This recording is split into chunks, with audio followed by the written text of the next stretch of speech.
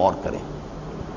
یا ایتھا النفس المطمئنہ، اے وہ جان جو مطمئن رہی، یہ تو اس کا لفظی ترجمہ ہوا، لیکن جیسا کہ میں نے عرض کیا انسانی نفسیات کے بہت ہی اہم حقائق ہیں جو اس ایک لفظ کے پردے میں چھپے ہوئے ہیں۔ یہ وہ مضامین ہیں جو میں نے اپنے درس کے دوران مختلف مواقع پر بیان کیے ہیں، لیکن جیسے میں نے اس سال اپنے تنظیم اسلامی کے سالانہ اجتماع میں بھی اور انجمن کے محاضرات میں بھی کوشش کی کہ بعض جو بنیادی اور اہم مضامین ہیں ہمارے دین کے اور قرآن حکیم کے جو بنیادی تھیمز ہیں، ان پر میں نے اپنی سوچ کو اپ ڈیٹ کیا، اور آخری جو نتائج ہیں آج کی تاریخ تک وہ میں نے گویا کہ کوشش کی کہ میں انہیں ایک ترتیب کے ساتھ بیان کروں۔ وہی بات میں کرنا چاہتا ہوں اس نفس مطمئنہ کے حوالے سے، نفسیات انسانی کے ضمن میں بعض حقائق جو پہلے وقتاً فوقتاً بیان ہوئے ہیں، آج ذرا انہیں ترتیب کے ساتھ اگرچہ اختصار ملحوظ رہے گا۔ سب سے پہلے یہ نوٹ کیجئے کہ نفس کا لفظ قرآن مجید میں 3 معنی میں آیا ہے۔ ایک اس کے معنی ہے کوئی شخصیت، مکمل شخصیت، کسی کی ذات پوری کی پوری ذات۔ اب شخصیت انسان کی بھی ہے اور ایک شخصیت، ایک ذات اللہ تعالیٰ کی بھی ہے، لہذا یہ لفظ اگرچہ انسانی شخصیت کے لیے تو قرآن مجید میں بے شمار مرتبہ آیا ہے، لیکن میں صرف یہ نوٹ کرا لینا چاہتا ہوں کہ اللہ کے لیے بھی لفظ نفس آیا ہے، حالانکہ ایک اعتبار سے یہ لفظ جو ہے گھٹیا معنی میں استعمال ہوتا ہے، یعنی نفس امارہ، لیکن یہ ہے کہ اللہ تعالیٰ کی ذات کے لیے بھی یہ لفظ قرآن مجید میں 4 مقامات پر آیا ہے، کیونکہ اس سے مراد ہے ذات باری تعالیٰ، ایک پوری شخصیت، جس کو اقبال نے اپنے لیکچرز میں کہا ہے دی انفائنائٹ ایگو، وہ جو ایک خودی ہے، انائے کبیر وہ ایک ذات ہے، وہ ایک شخصیت ہے، وہ صرف کوئی وجود مطلق نہیں ہے، وہ صرف کوئی روح کائنات نہیں ہے، وہ صرف کوئی بے جان مادہ نہیں ہے، بلکہ ایک شخصیت ہے، ایک ذات ہے، مکمل شخصیت، مکمل ذات، انائے کبیر، وہ جو انفائنائٹ ایگو ہے۔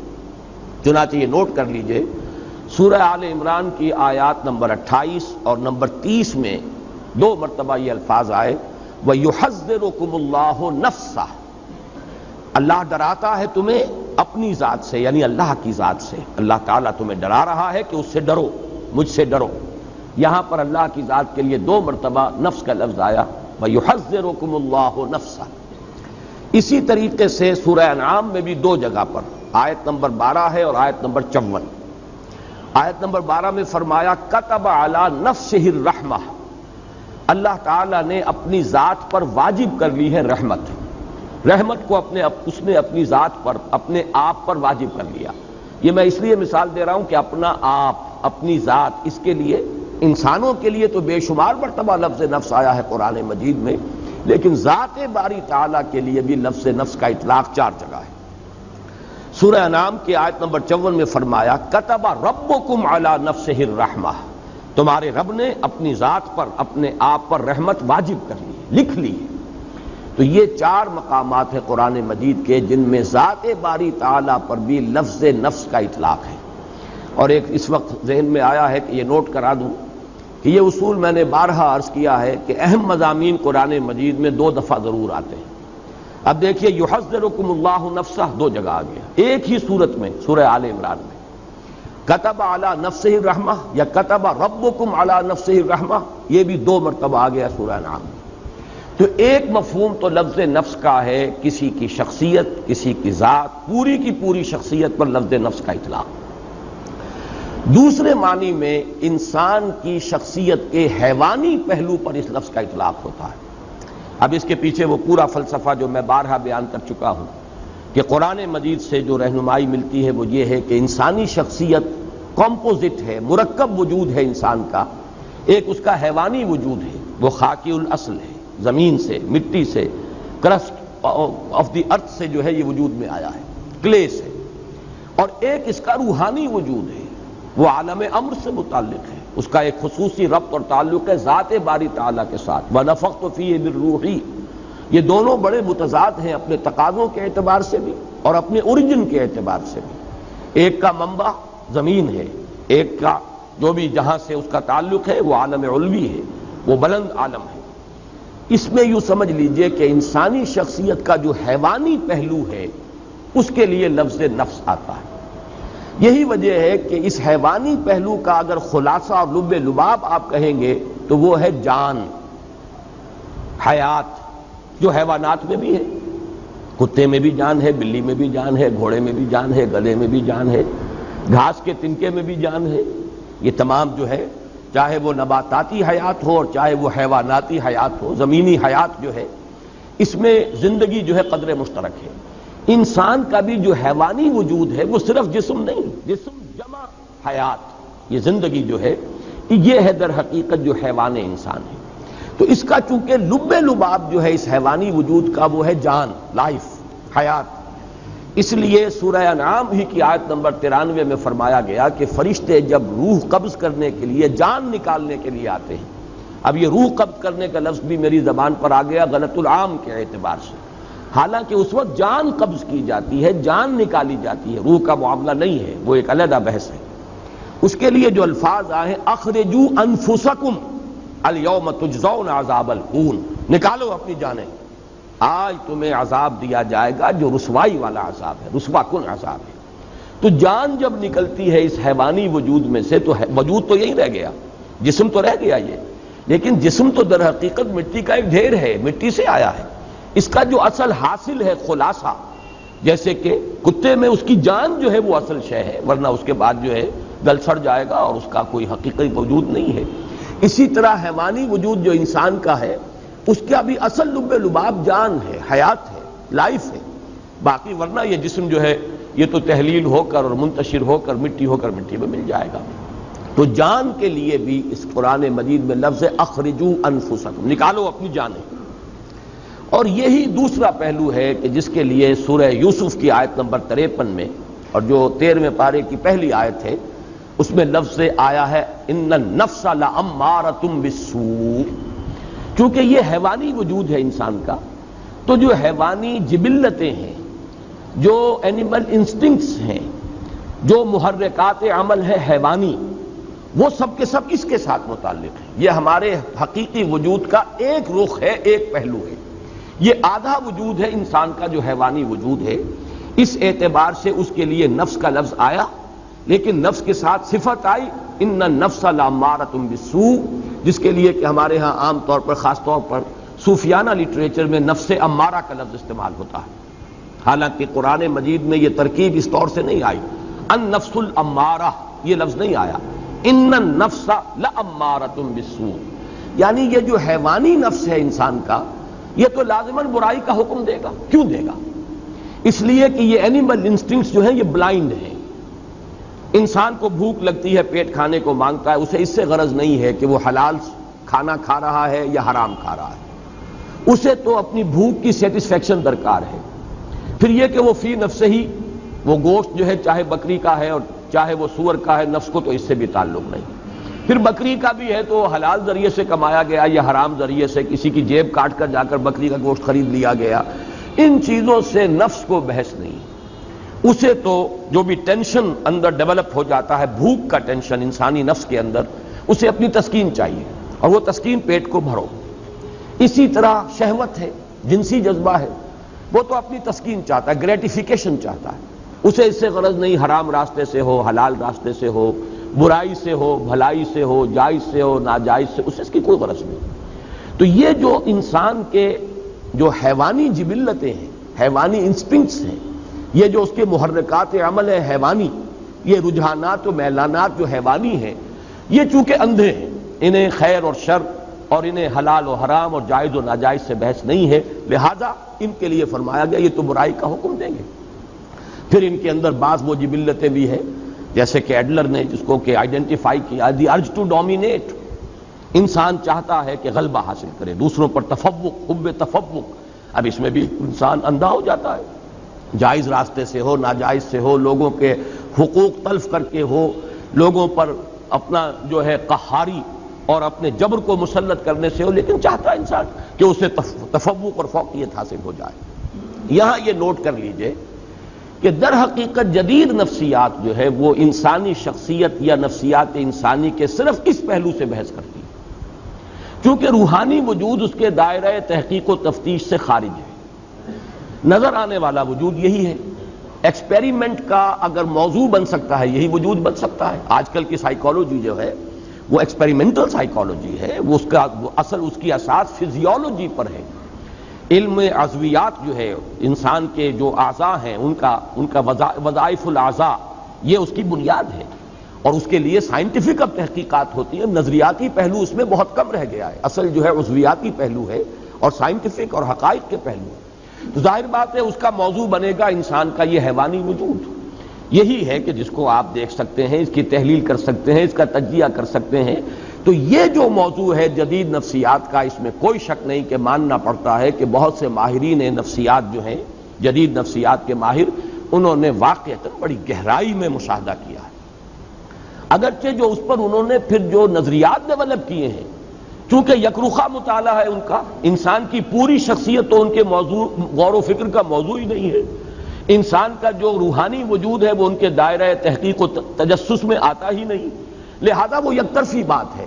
جیسے کہ دجال کے بارے میں، فتنہ دجالیت کے بارے میں کہا کہ وہ یک طرفہ ایک ترقی ہے انسان کی، مادی علم کی ترقی ہو رہی ہے، ٹیکنالوجی کی ترقی ہو رہی ہے، روحانیات و اخلاقیات جو ہیں وہ پستی میں چلے جا رہے ہیں۔ ایک آنکھ والا معاملہ ہے، وہ آنکھ خوب کھلی ہوئی ہے، چاہے وہ فرائیڈ ہو، چاہے وہ ایڈلر ہو، چاہے وہ میکڈوگل ہو، چاہے وہ ینگ ہو، چاہے وہ مارکس ہو۔ ان تمام مفکرین نے نفسیات انسانی کا جو جائزہ لیا ہے تو ایکویٹی آف آبزرویشن جس کو ہم کہیں گے، ایکویٹی آف ویژن، دیکھا بہت ہے، بہت ایکیوٹلی مشاہدہ کیا، اس میں کوئی شک نہیں۔ لیکن یہ کہ اس پر پھر جو نظریات انہوں نے بنائے ہیں میں ان کی تائید نہیں کر رہا، اس وقت جو تحسین کر رہا ہوں وہ صرف ان کے گہرے مشاہدے کی ہے۔ لیکن یہ کہ یہ بات نوٹ کر لیجئے کہ ان کا یہ سارا مطالعہ انسان کی حیوانی نفسیات سے متعلق ہے، انسان کی اصل انسانی نفسیات جن کو ہم کہہ سکتے ہیں کہ وہ انسان کے روحانی وجود سے متعلق ہیں، اس کے ضمن میں وہ در حقیقت ان کی تحقیق اور جستجو کا میدان ہے ہی نہیں۔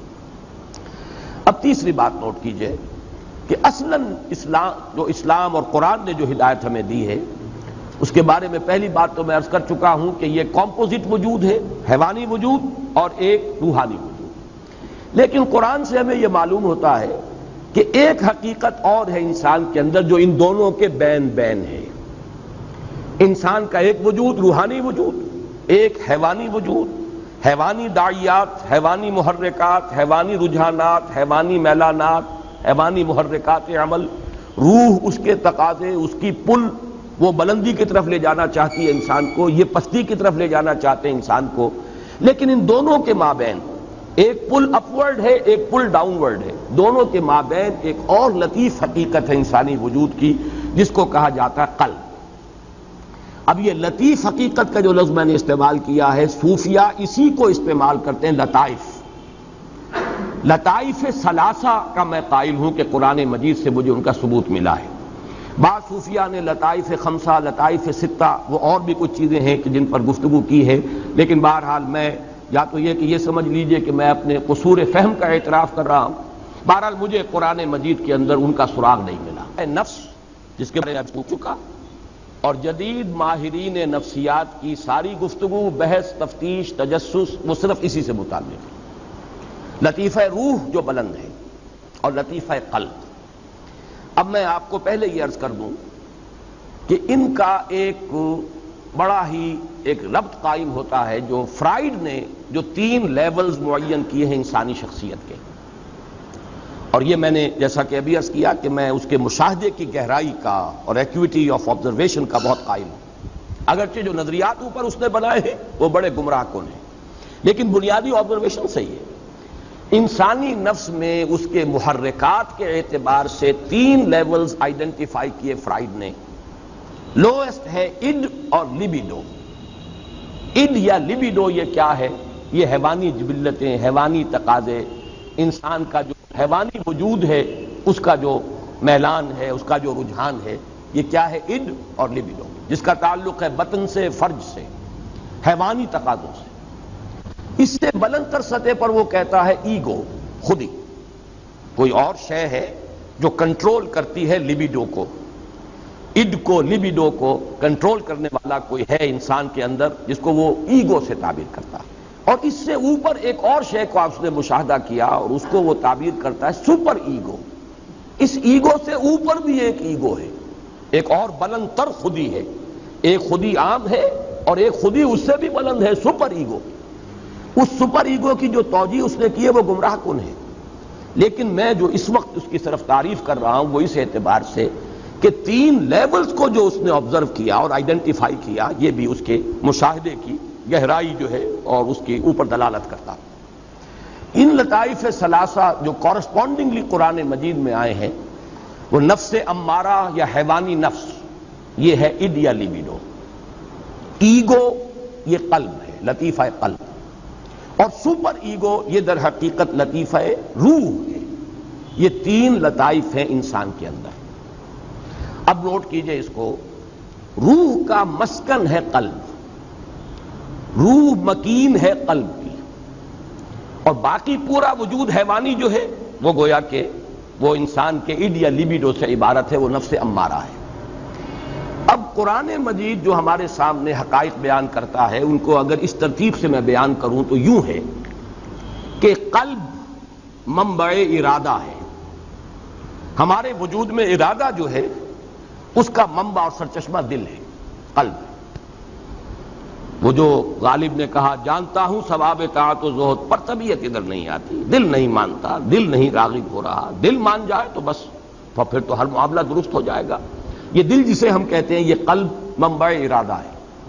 البتہ اس قلب کے اوپر، اور دیکھیے لفظ قلب کیا ہے، قلب کا مادہ ہے جس کے معنی ہے بدلنا.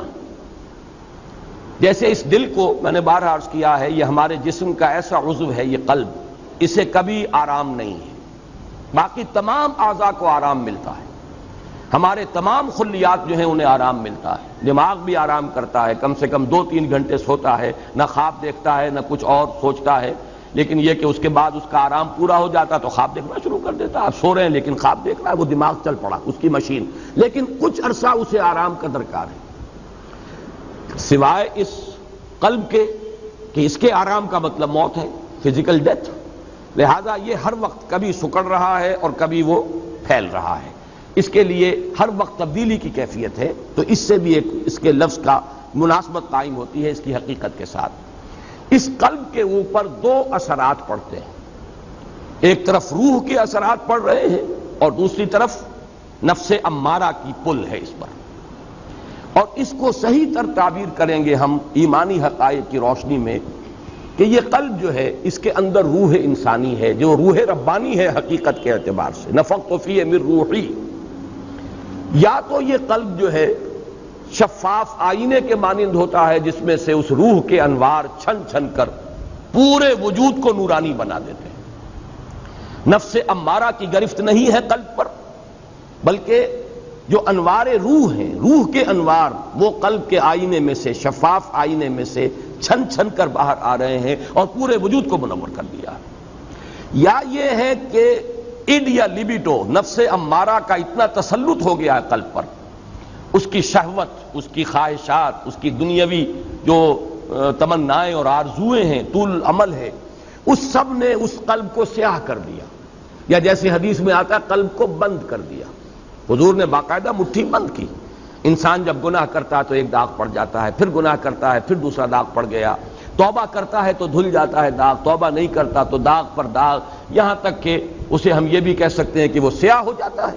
اگر سیاہ ہو گیا ہے تو اب روح جو ہے اندر دفن ہو گئی، اس کا نور اب نکل کر وجود انسانی میں سرایت نہیں کر سکتا. اب یہ ظلمت ہی ظلمت ہے، تاریکی ہی تاریکی ہے. وجود حیوانی جو ہے اس کے اندر اب کوئی نورانیت باقی نہیں رہے گا. یہ ہے وہ کیفیت جس کو حضور نے فرمایا پھر دل بند ہو جاتا ہے. اور اسی کو قرآن کہتا ہے ختم اللہ علی قلوبہم وعلی سمعہم. جب کسی تھیلی کو بند کر دیتے ہیں تو اوپر مہر لگا دیتے ہیں، اب کوئی شے اس میں نہ نکلے گی نہ اس کے اندر داخل ہوگی. تو دل میں سے نہیں نکل سکتے انوار روح کے، اور دل میں داخل نہیں ہو سکتی کوئی نصیحت، کوئی موعظت، اس لیے کہ مہر لگ چکی ہے. یہ کیفیت کیا ہے؟ یہ وہ کیفیت ہے کہ قلب انسانی پر فیصلہ کن غلبہ ہو گیا ہے. جو حیوانی میلانات ہیں، ظلمات نفس ہیں، انہوں نے ایسا تسلط کر لیا ہے کہ یا تو یوں کہیے کہ اس پر کوٹنگ آ گئی ہے، سختی آ گئی ہے دل کے اوپر، یا وہ دل کا جو باہر کا حصہ ہے وہ اتنا سیاہ ہو گیا ہے، اتنا بند ہو گیا ہے دل کہ اب اندر جو روح ہے وہ دفن ہو کر رہ گئی۔ اس کو نوٹ کر لیجئے، لفظ دفن میں خاص طور پر استعمال کر رہا ہوں اس لیے کہ ذرا آگے ہم چلیں گے۔ قد افلح من زکاہا وقد خاب من دساہا۔ دسا یا دسو کے معنی ہے کسی شے کو دفن کر دینا، یہ لفظ آگے آ جائے گا، تیسری ہی صورت ہے، بلکہ اگلے ہفتے انشاءاللہ ہفتے کو ہم یہ سورۃ الشمس پڑھیں گے۔ اور یا پھر دوسری شکل ہے جو میں نے عرض کیا کہ اگر آئینہ قلب صاف اور شفاف ہے تو روح کے انوار اس میں سے نکل رہے ہیں اور اس نے پورے وجود حیوانی کو منور کر دیا ہے۔ یہ ہیں دو ایکسٹریم کنڈیشنز۔ اس دوسری کنڈیشن کی ایکسٹریم صورت جو ہے وہ ہے شخصیت محمدی صلی اللہ علیہ وسلم۔ یہ نہیں تھا کہ آپ کے ساتھ نفس تھا نہیں، یہ نہیں تھا کہ آپ کے اندر جو ہے جسمانی تقاضے تھے نہیں، یہ نہیں تھا کہ آپ کو بھوک نہیں لگتی تھی یا آپ کے اندر جو ہے وہ جنسی تقاضا نہیں، سب تھے، لیکن یہ کہ اس سب کے اوپر روح محمدی کے انوار ایسے فیصلہ کن طور پر غالب ہو چکے تھے کہ پورا وجود نورانی ہو چکا تھا۔ اس اعتبار سے حضور کو اگر نور مجسم کہا جائے تو مجھے کوئی اعتراض نہیں اس معنی میں۔ وہ جس کو آگے بڑھا کر جو فلسفے اس پر ایجاد کر لیے گئے وہ علیحدہ شے ہے، لیکن اس معنی میں کہ روح محمدی صلی اللہ علیہ وسلم اتنی اس کی نورانیت قوی ہے اور جو نفس ہے وہ حضور نے اس طور سے اس پر قابو پا لیا کہ روح کے انوار سے آپ کا پورا وجود جو ہے وہ منور ہو گیا۔ اس کے لیے سورہ نور کی وہ جو رکوع ہے، 5واں رکوع، اس میں جو تعبیر آئی ہے اسے ذہن میں تازہ کر لیجئے، نور علی نور۔ یہ تو انوار ہی انوار ہیں پورے وجود کے اندر، بتمام و کمال تو یہ ذات محمدی ہے صلی اللہ علیہ وسلم، لیکن یہ کہ اسی راستے پر چلنے والے اور بھی لوگ ہوں گے۔ نور کی انٹینسٹی تو وہ نہیں ہوگی جو نور محمدی کی ہے صلی اللہ علیہ وسلم، لیکن یہ کہ پورے وجود انسانی کا نورانی ہو جانا کم تر انٹینسٹی کے ساتھ یہ بالکل معقول بات ہے، سمجھ میں آنے والی بات ہے۔ اور دوسری جو ایکسٹریم کیفیت ہے اس کے لیے ظلمات بعضها فوق بعض، تاریکیوں پر تاریکیاں۔ نور جو ہے روح کا وہ تو دفن ہو چکا، اس کے اوپر تو قلب کے اوپر کرسٹ آ چکا، سختی آ چکی۔ ثم قست قلوبکم فہی کالحجارۃ او اشد قسوہ، پتھر سے زیادہ سخت ہو چکے۔ یا آئینہ قلب سیاہ ہو چکا، زنگ آ چکا۔ کلا بل ران علی قلوبہم ما کانوا یکسبون، یہ سورہ مطففین میں ہم پڑھائے ہیں، یا حضور نے جیسے فرمایا کہ دل بند ہو گیا، اب اس پر مہر کر دی گئی۔ یہ ہے ظلمات بعضها فوق بعض۔ البتہ ایک تیسری کیفیت ہے بین بین، یہ قلب جو ہے کبھی ادھر کبھی ادھر۔ آپ یوں سمجھیے کہ 90% انسان اسی کیفیت میں ہوں گے۔ وہ لوگ کہ جن پر اس طریقے سے حیوانیت کا غلبہ ہو چکا ہو کہ کوئی خیر کا وجود ہی نہ رہے، یہ بھی ایکسٹریم لوگ کم ہوتے ہیں۔ کوئی نہ کوئی جھوٹی نیکی، ملمے کی نیکی، دکھاوے کی نیکی، ڈاکوؤں کے ہاں، جیب کتروں کے ہاں، بستہ الف اور بستہ بے کے بدماشوں کے ہاں، رنڈیوں کے ہاں، یعنی آبرو باختہ عورتوں کے ہاں ہوتی ہے کوئی نہ کوئی۔ محرم آیا تو کالے کپڑے پہن کر اور وہ سبیلیں لگائیں گی اور آئیں گی اور تازیوں میں کچھ نہ کچھ ہے، اپنے نفس کو دھوکہ دینے کے لیے کوئی نہ کوئی خیر جو ہے اس کا انسان اہتمام کرتا ہے۔ اسی کا ذکر آ رہا ہے سورہ بلد میں، اہلکت مالا لبدا، میں نے تو بڑا مال لگا دیا، خرچ کر دیا، میں نے تو خیر کے کاموں میں، بھلائی میں، مسکینوں کو کھلانے میں بڑے بڑے لنگر کھولے۔ یہ سب کام ہے کس کے ساتھ؟ بدی کے ساتھ۔ بدی بھی ہے، حرام خوری بھی ہے، سمگلنگ بھی ہو رہی ہے، اور بھی جو بھی سودی کاروبار بھی ہو رہا ہے، لیکن مسجدوں کو چندے بھی دیے جا رہے ہیں، دارالعلوموں کی سرپرستی بھی ہو رہی ہے۔ تو اکثر و بیشتر آپ کو ملے گا گڈمڈ معاملہ کہ کچھ نیکی کی طرف بھی ہے اور کچھ بدی کی طرف بھی ہے۔ یہ ہے جس کو قرآن تعبیر کرتا ہے نفس لوامہ۔ لا اقسم بیوم القیامہ ولا اقسم بالنفس اللوامہ۔ اس لیے کہ یہ روح جو ہے اس کا اثر کیا ہوتا ہے انسان پر؟ یا تو مثبت اثر ہے، نیکی کی طرف کھینچتی ہے، اس لیے کہ اس کا منبع جو ہے وہ خیر کل ہے، ذات باری تعالیٰ سے اس کا تعلق ہے تو خیر کی طرف بلائے گی۔ دوسرے یہ، اور اسی اعتبار سے مغرب کے فلسفے میں ڈیوائن سپارک کا جو لفظ آتا ہے ادب میں، انسان کے اندر ایک روح ملکوتی ہے، ایک شعلہ ملکوتی ہے۔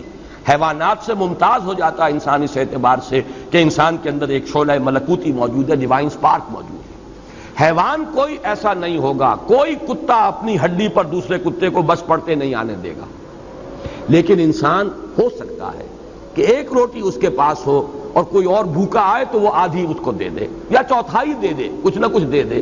معلوم ہوا کہ انسان حیوان سے ممیز ہے، انسان کے اندر کوئی اور شے ہے، حیوانی جبلتوں اور حیوانی تقاضوں سے بلندتر کوئی حقیقت انسان کی ہے، جس کو کہ مغرب کے ادیبوں نے بھی مانا اور اسے کہا ہے کہ وہ ڈیوائن سپارک ہے۔ بہرحال نفس، یہ جو روح ہے انسان کے اندر، اس کا مثبت تقاضا کیا ہے؟ خیر کی طرف دعوت، اور منفی اس کا مظہر کیا ہے؟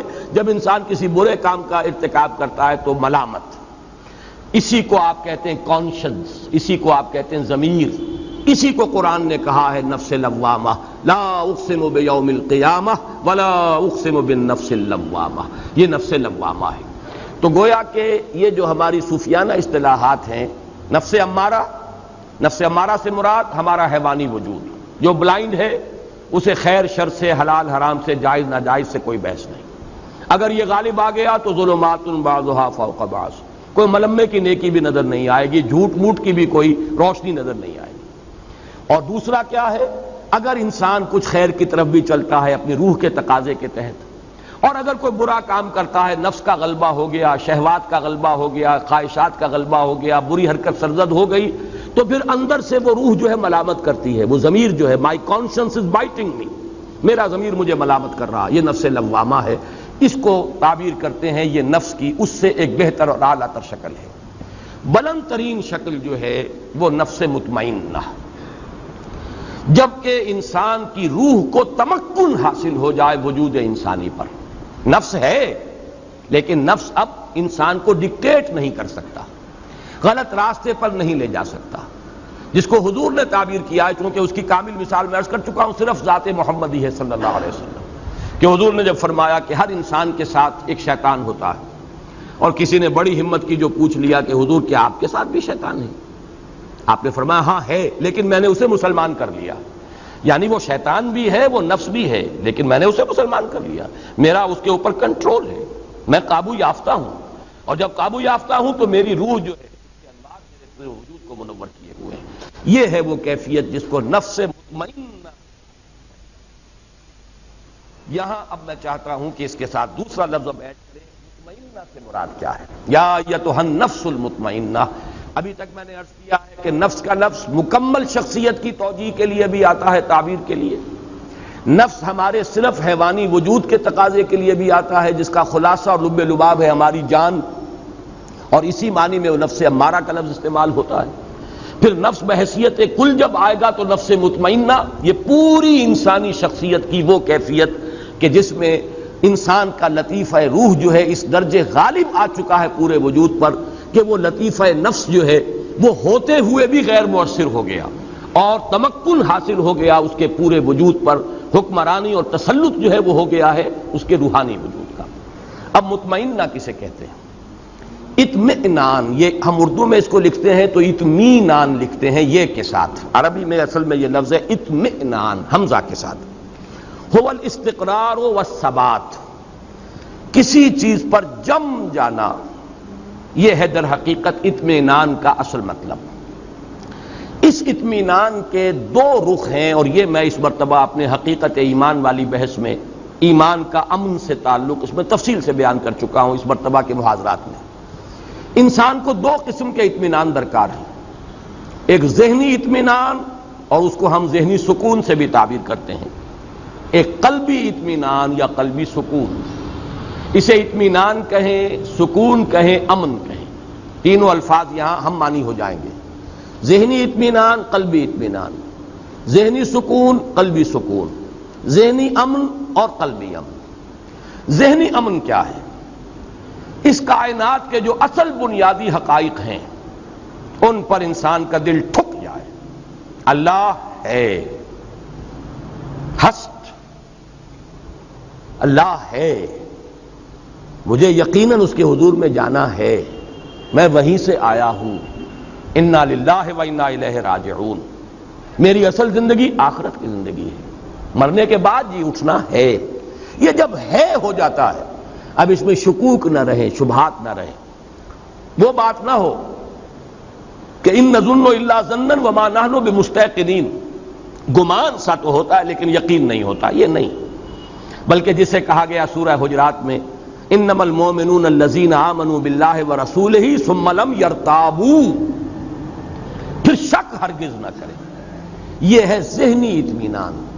انسان کو معلوم ہے میں کہاں سے آیا ہوں، کہاں جا رہا ہوں، مبدأ و معاد، جس کے لیے میں نے وہ شعر سنایا بارہا کہ اگر یہ انسان کو معلوم نہیں تو اس کی مثال اس بے لنگر کے جہاز کی سی ہے.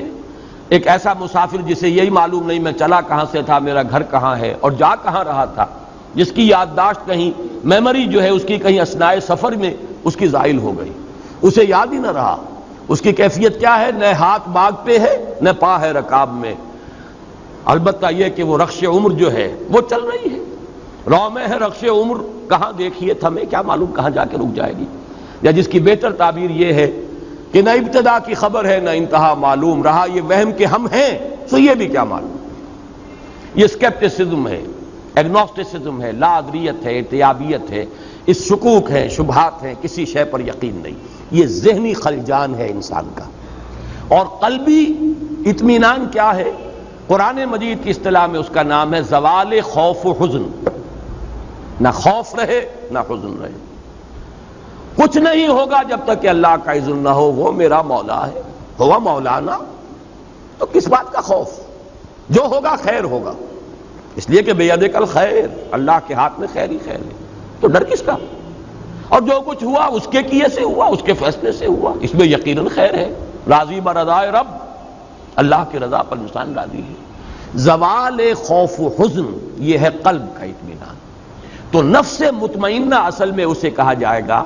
یہ در حقیقت معرفت اور ایمان ہی کی انٹینسٹی کا نام ہے.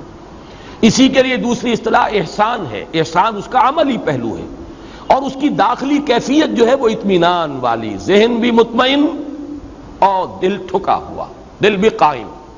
اس کے اندر خوف اور حزن کے کیفیتیں جو ہیں وہ سوائے جیسے کہ میں نے کل عرض کیا تھا ایک طبعی سا اثر. اگر کسی چیز نے کاٹا ہے، ایک دم ہاتھ جو ہے آپ کا ہل گیا، درد محسوس ہوا، ٹھیک ہے، یہ طبعی اثر ہے اس کا، لیکن نفسیاتی اثر نہیں کہ اس کی وجہ سے کوئی غم لاحق ہو جائے، کوئی انسان کے اوپر جو ہے مایوسی کی کیفیت طاری ہو جائے، کوئی زبان سے اللہ کے لیے شکوہ اور شکایت کے الفاظ نکل جائیں، نالا و شیون، یہ نہیں، بلکہ یہ کہ اس کے اوپر ضبط ہے مکمل.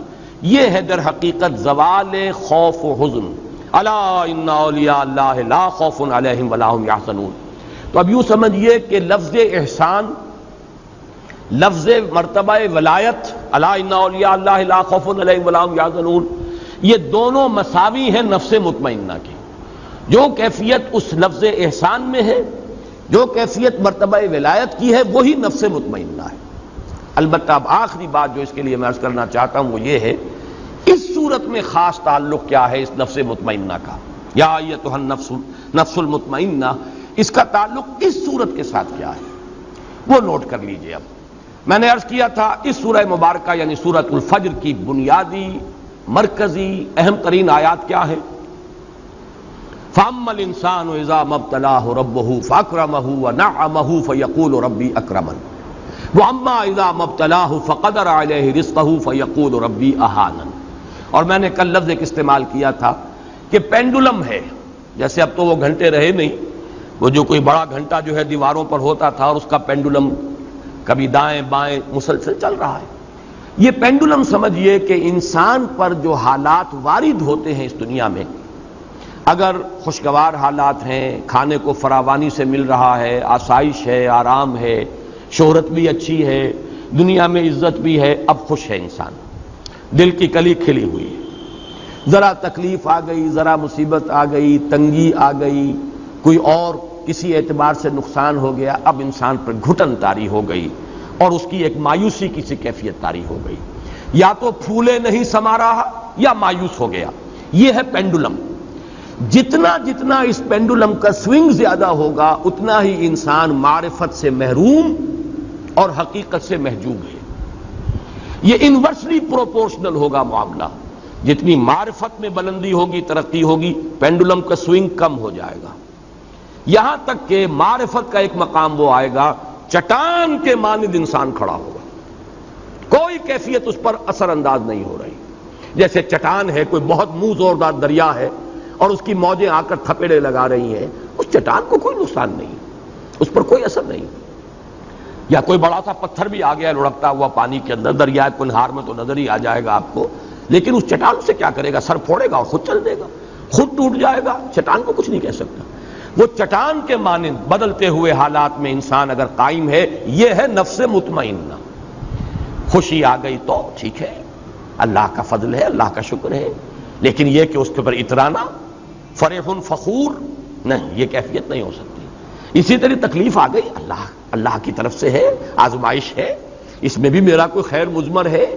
اگر کوئی عزیز فوت ہو گیا، اللہ کی شے تھی، اللہ نے لے لی، جیسے کہ میں نے کئی مرتبہ آپ کو سنایا، میرے والد مرحوم نے اپنا مشاہدہ بیان کیا، حالانکہ وہ کوئی زیادہ مذہبی شخصیت نہیں تھے، خاص طور پر یہ تصوف کے کوچے میں ان کا کوئی بھی ان کا گزر نہیں تھا، لیکن ایک بزرگ تھے ہمارے حصار میں، جو میرا قصبہ ہے، ذاتی میری پیدائش کا مقام بھی ہے، اور وہیں تقریباً یوں سمجھیے کہ زندگی کے 15 برس گزرے ہیں۔ تو وہاں ایک بزرگ تھے مظفر علی خان، اور ان کے پھر یہ جو خلیفہ تھے عبد الصمد خان، وہ ہیں جو رنالہ خرد میں دفن ہیں، اور جن کے نام کی تختی لگی ہوئی ہے، مسلم مسجد کا سنگ بنیاد انہوں نے رکھا تھا۔ ان کے جو بزرگ تھے، ان کے جو مرشد تھے مظفر علی خان، ان کا مشاہدہ والد صاحب نے خود بتایا ہے۔ 1919 میں غالباً کوئی پلیگ آئی تھی یا کوئی بہت بڑا انفلوئنزا آیا تھا، بڑی ایک وبائی کیفیت تھی۔ 2 جوان بیٹے ان کے، اور یہ کیمبل پور کی طرف کے پٹھان تھے، یعنی سرخ و سفید رنگت کے بڑے خوبصورت 2 بچے، ایک دن ایک گیا، اگلے دن دوسرا گیا۔ والد صاحب کہتے ہیں کہ میں ان کے پاس گیا ہوں، خیال تھا یہ کہ کچھ دیکھیں گے، لوگ تعزیت کر رہے ہوں گے، لیکن ان کا چہرہ جیسے ہمیشہ دمکتا ہوا ہوتا تھا ویسے ہی دمکتا ہوا اس دن بھی تھا۔ کوئی تعزیت کرتا تھا تو کہتے بھائی ٹھیک ہے، کوئی بات نہیں، اللہ کی چیز تھی، اللہ نے لے لی، وہ کہیں ختم تو نہیں ہو گئے، اللہ کے ہاں چلے گئے ہیں۔ یعنی یہ کہ موت زندگی کا وقفہ ہے، یعنی آگے بڑھیں گے دم لے کر، جہاں میں اہل ایمان صورت خورشید جیتے ہیں، ادھر ڈوبے ادھر نکلے، ادھر ڈوبے ادھر نکلے، فرق کیا ہے؟ آپ کا بچہ امریکہ چلا گیا ہے، آپ کو کوئی رنج اور افسوس تو نہیں ہوتا۔ اسی طریقے سے اگر بچہ فوت ہو جائے تو وہ کہیں ختم تو نہیں ہو گیا، وہ چلا گیا، ایک دوسرے عالم میں منتقل ہو گیا۔ صرف یہ کہ امریکہ اسی عالم کی ایک جگہ ہے اور وہ عالم دوسرا ہے، وہ انسین ہے، وہ ہمارے لیے اس وقت غیب کے پردے میں جو ہے وہ مستور ہے۔ یہ کیفیت ہے اصل میں نفس مطمئنہ۔ میں اس کے لیے آج 4 آیتیں آپ کو سنانا چاہتا ہوں۔ یہ پینڈولم کا سوئنگ جو ہے اس کو ذہن میں رکھیے۔ سورہ بنی اسرائیل کی آیت نمبر 83، وَإِذَا أَنْعَمْنَا عَلَى الْإِنسَانِ أَعْرَضَ وَنَأَىٰ بِجَانِبِهِ، جب ہم اس انسان پر نعمتوں کی بارش کرتے ہیں تو اعراض کرتا ہے، ہمیں بھول جاتا ہے، پہلوت ہی کر جاتا ہے۔ وَإِذَا مَسَّهُ الشَّرُّ كَانَ يَئُوسًا، اور جب کوئی تکلیف آتی ہے بالکل مایوس ہو کر، چرمر ہو کر رہ جاتا ہے کہ اب کوئی اس کی زندگی میں نہ کوئی عزم ہے، نہ ارادہ ہے، کمر ہمت ٹوٹ گئی۔ یہ ہے وہ جو میں جس کو کہہ رہا ہوں پینڈولم کا سوئنگ۔ اسی طرح سورہ شورى میں فرمایا وَإِذَا أَذَقْنَا الْإِنسَانَ مِنَّا رَحْمَةً فَرِحَ بِهَا، جب ہم انسان کو اپنے پاس سے رحمت کا مزہ چکھاتے ہیں تو بڑا فرح فخور اتراتا ہے، پھولے نہیں سماتا۔ وَإِن تُصِبْهُمْ سَيِّئَةٌ فَإِنَّ الْإِنسَانَ كَفُورٌ، اور اگر کوئی برائی ان پر آ جاتی ہے تو پھر انسان ناشکرا، بھول جاتا ہے کہ ہم نے کبھی اس پر احسان بھی کیا تھا، کوئی نعمت بھی اسے دی تھی، بھول گیا اور بالکل ناشکرا ہو گیا۔ اسی طرح سورہ ہود میں فرمایا وَلَئِنْ أَذَقْنَا الْإِنسَانَ مِنَّا رَحْمَةً ثُمَّ نَزَعْنَاهَا مِنْهُ إِنَّهُ لَيَئُوسٌ كَفُورٌ، اگر ہم انسان کو اپنی طرف سے رحمت کا مزہ چکھاتے ہیں پھر سلب کر لیتے ہیں اس سے، وہ نعمت چھین لی، پھر وہ بالکل مایوس اور ناشکرا ہو کر رہ جاتا ہے۔ سورہ حامیم السجدہ میں فرمایا لا یسأم الانسان من دعاء الخیر وان مسہ الشر فیئوس قنوط، انسان خیر کی طلب میں تو لگا ہی رہتا ہے، مانگتا ہی رہتا ہے اللہ تعالیٰ سے، لیکن اگر کہیں تکلیف آ گئی تو پھر وہ بالکل مایوس، یئوس فعول کے وزن پر بالکل مایوس، اور اسی میں آپ کو معلوم ہے اسی کیفیت میں بہت سے لوگ خودکشی کر جاتے ہیں۔ یئوس کفور اور یئوس قنوط، بالکل نا امید، اللہ تعالیٰ کی رحمت سے بالکل آس توڑ دینے والا۔ یہ ہے اصل میں وہ پینڈولم کا سوئنگ۔ یہ سوئنگ جتنا زیادہ ہے انسان معرفت سے اتنا ہی محروم ہے، محجوب عن الحقائق۔ جتنی معرفت بڑھتی چلی جائے گی، ایمان کی روشنی سے باطن منور ہوتا چلا جائے گا، اتنا ہی یہ پینڈولم جو ہے اس کی سوئنگ کم ہو جائے گی، یہاں تک کہ ایک مقام وہ بھی ہے کہ چٹان کے مانند انسان کھڑا ہو. اگرچہ ہے تو وہ ایک گانا اور فلمی گانا، لیکن یہ کہ لا محالہ میرے ذہن میں وہ آ جایا کرتا، اس لیے کہ غالباً وہ فلمی گانا نہیں ہے. ویسے یہ کہ پنکج ملک نے بھی گایا تھا اس کو، اور مجھے وہ بہت پسند ہے. اب تو اگرچہ سال بیت گئے، کبھی سننے کا موقع نہیں ہوا، لیکن سیگل کی آواز میں بھی سردی گرمی نرمی سختی ایک سانچے میں ڈھال، جگ میں چلے پون کی چال. ایسے ہوا چلتی ہے، انسان دنیا میں ایسے رہے، ہوا متاثر نہیں ہوتی. سردی گرمی نرمی سختی، کبھی نرمی آ گئی، کبھی سختی آ گئی، کبھی گرمی آ گئی، کبھی سردی آ گئی، لیکن متاثر نہ ہو انسان. بازار سے گزرا ہوں، خریدار نہیں، ایسے گزر جاؤ. یہی بات ہے جس کو مختلف پیرایوں میں کہا گیا ہے. کافر کی یہ پہچان کے آفاق میں گم ہے، اور مومن کی یہ پہچان کے گم اس میں ہے آفاق. ہوا جو ہے وہ اوپر ہی اوپر چل رہی ہے، وہ بدلتے ہوئے حالات سے زیادہ متاثر نہیں ہوتی، لیکن زیادہ صحیح لفظ اس کے لیے چٹان ہے. چٹان کے مانند انسان کا اندرونی شخصیت کھڑی ہوئی ہو، متاثر نہ ہو بدلتے ہوئے حالات سے. یہ ہے یا ایتھا النفس المطمئنہ. اس کے لیے وہ نوید ہے، اس کے لیے خوش آمدید تہنیت. ارجعی الی ربک راضیۃ مرضیہ. یہ الفاظ بارہا آئے ہیں. رضی اللہ عنہم ورضوا عنہ. اللہ ان سے راضی، وہ اس سے راضی.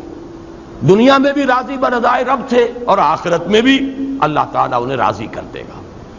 وَلَسَوْفَ يُعْطِيكَ رَبُّكَ فَتَرْضَىٰ وَلَسَوْفَ يَرْضَىٰ. سورۃ اللیل ختم ہوگی اس پر، وَلَسَوْفَ يَرْضَىٰ. اور سورۃ الضحیٰ میں آئے گا وَلَسَوْفَ يُعْطِيكَ رَبُّكَ فَتَرْضَىٰ.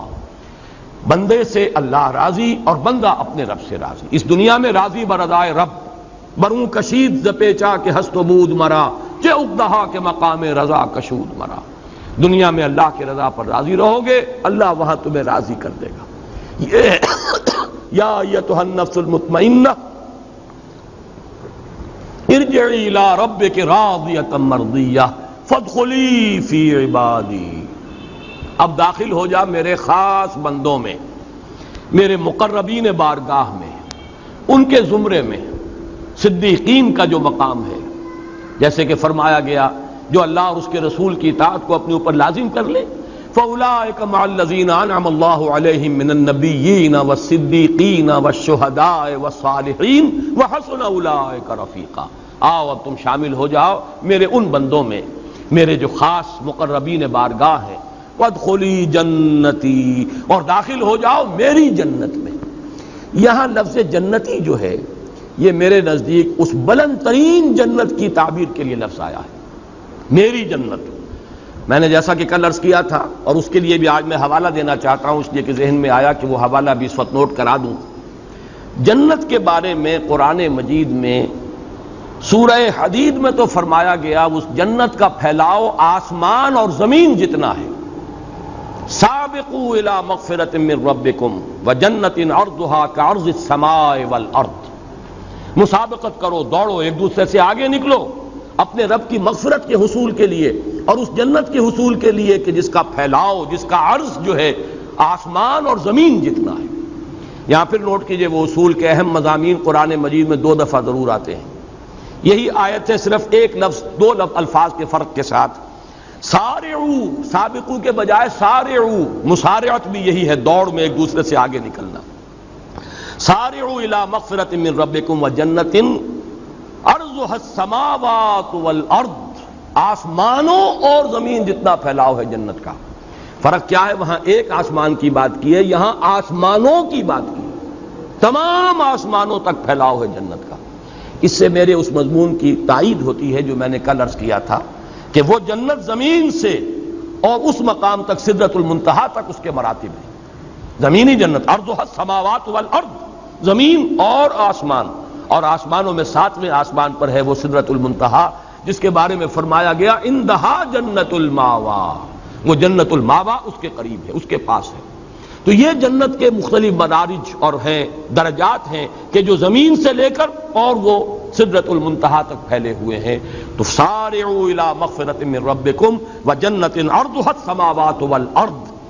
ایک دوسرے سے آگے نکلو، دوڑو، ایک دوسرے سے مسابقت کرو، مسارعت کرو اپنے رب کی مغفرت کے حصول کے لیے اور اس جنت میں داخلے کے لیے جس کا پھیلاؤ زمین سے آسمانوں تک ہے، جس کا عرض ہے آسمانوں اور زمین کو محیط. اللہم ربنا اجعلنا منہم، اللہ تعالی ہمیں ان میں داخل فرمائے۔ اللہم انا نسألک الجنہ ونعوذ بک من النار، آمین یا رب العالمین۔